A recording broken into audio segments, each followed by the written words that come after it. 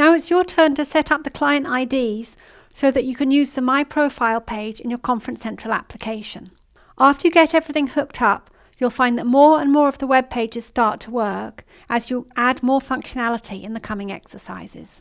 So I'm just going to go over the things that you need to do to hook up the web UI to the backend API.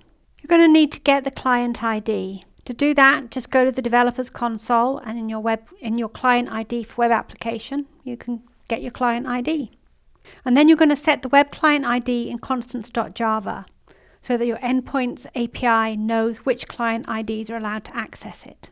Then you're also going to add the client ID in app.js so that your web UI can identify itself properly when it goes through the authentication process. And then you're going to need to make sure that the developer email and the product name are set in the consent screen. And then also in the Developers Console, you're going to need to set the JavaScript cross-origin so that the client application knows which URLs are allowed to access it when they run JavaScript. So this you do in the Developers Console. These two are in code. And these again you do back in the Developer Console.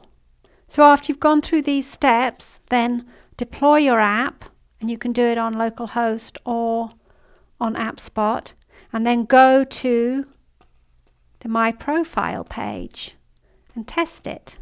And as you go through each of these steps, come here and just check off the steps as you do them.